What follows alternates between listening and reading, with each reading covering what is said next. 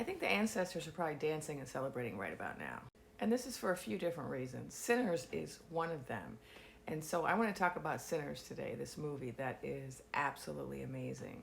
And I don't normally talk about movies on my channel, but I feel like talking about it because there's so much important spiritual symbolism in this film. And you know, when I first heard about this film, I wasn't going to go see it because I heard it was a horror film, and I don't do horror. I don't do scary, I don't do vampires, you know, not my thing. But I went to see this one because people were talking to me about the cultural and spiritual significance of this film. And so I wanted to talk about that because, you know, there's a lot of stuff in the film that some people might miss because they don't realize the depth of the film. So first of all, it's only ostensibly a film about vampires. That's really not the point of the film.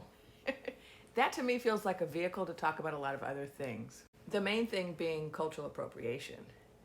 But the film is also about spirituality and how do people take care of themselves when they're dealing with difficult things. And I feel like this is something we can all relate to right now because we're all right now really having to rely very heavily on our spirituality in order to handle these very difficult times that we're living through. So if you haven't seen it, I urge you to go see it. I'm going to try to talk about it without giving spoilers. I'm going to try to analyze it without being too specific about things that are going to give things away. So we'll see if I can succeed in doing this. Okay, so the film is about the adventures or the journey of, let's say, these twins. And this is the first thing that's really interesting spiritually, is that the two main characters are twins, and they're dressed, one in red and one in blue. And so this is very clearly a nod to the Ibeji, the Yoruba concept of spiritual twins who have divine origin and significance. So, you know, the Ibeji have special powers. They're also feared a little bit, and that really fits these two main characters. They're both feared, but they're also respected. People understand that they have a lot of power.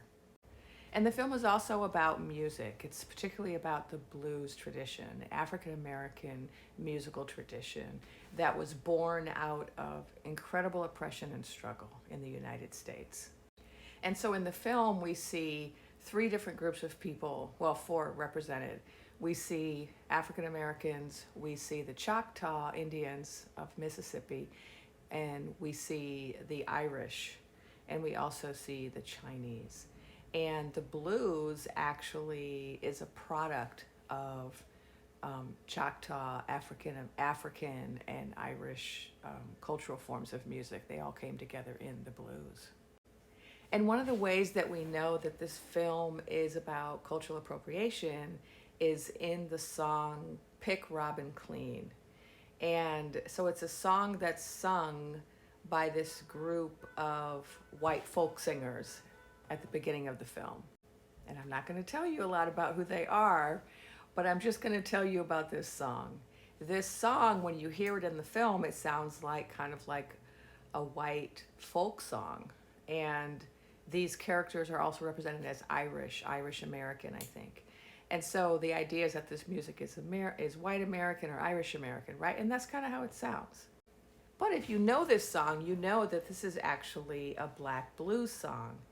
And they've just changed it to make it sound more like kind of a white country song. And this is really interesting because this song is about having somebody take everything from you. So picking Robin Clean is about stealing everything from someone so that they have nothing left. And isn't that what, you know, cultural appropriation is, right? So you take someone else's art form, you change it, make it your own, and then you take it from them. And so I thought this was a really clever way that Ryle Coogler kind of symbolizes cultural appropriation through this song. And now for the spirituality that really is portrayed in this film, we have a character who is a Hoodoo practitioner. And Hoodoo is an African American spiritual practice that was born during slavery. And it was born by people who were enslaved, predominantly Africans, taking elements of their home religious beliefs, their home spiritual beliefs from West Africa, and then adapting them to the situation they found themselves in. And so hoodoo, I'm very familiar with hoodoo. I practice hoodoo. Hoodoo is a form of practice. It's not a religion like voodoo. People often mix those up. But hoodoo is a practice that an individual person does. And another name that we have for people who practice hoodoo is a root worker or a conjure woman or an herb doctor. And so one of the main characters in the film, Annie, is a hoodoo practitioner. And we see that throughout the film. And what's interesting is that she is the one that has the knowledge that the people need to deal with what they deal with in this film. I'm trying to be vague, so if you've seen the film, you know what I'm talking about. She's the only one that knows, right? She's the one that talks about why can't they walk in the door. She's the one that talks about we need to go get steaks and garlic. And I think it's okay to say that since we all know it's about vampires. She's the only one that knows about vampires, right? She's the one that has the information that can protect the people, right? And that's because she's a hoodoo practitioner. And there's also a really interesting, reference to hoodoo with regard to the Mojo bag, right? There's this one person, we're not going to say who is protected by this Mojo bag.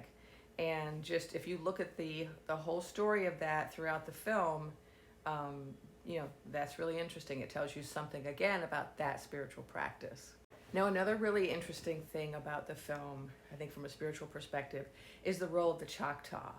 Because they show up early in the film. They have only a brief appearance in the film, but it's really significant because they are the ones that try to warn people about what's coming. They understand it. They're actually hunting it. They actually know how to deal with it. But because of racism, the people don't listen. The people that they talk to don't listen to them. And, that's true of so much Native American prophecy, right? That throughout the history of this country, there have been a lot of Native American prophets who have tried to warn people and tried to alert people to things, sometimes spiritual things, sometimes, political things, and, people don't listen.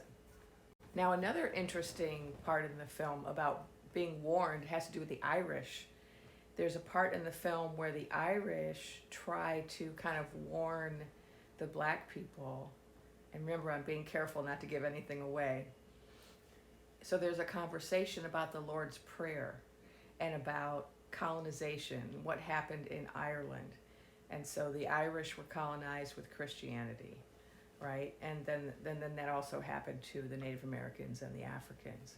And so there's an interesting conversation at one point between an Irish character and an African American character about Christianity and colonization. So that was also very interesting spiritually. We never get to see positive portrayals of hoodoo or of hoodoo women, and so this film I just really was important to me for that reason, but also because of everything that it addressed. It's a whole historical moment and music and culture, and it was just so beautiful. So I hope you go see it, and I'd love to hear in the comments what you think about my analysis and whether or not you have your own analysis about important kind of cultural and spiritual Easter eggs that you found in the film, or symbolic meanings that you want to share with us.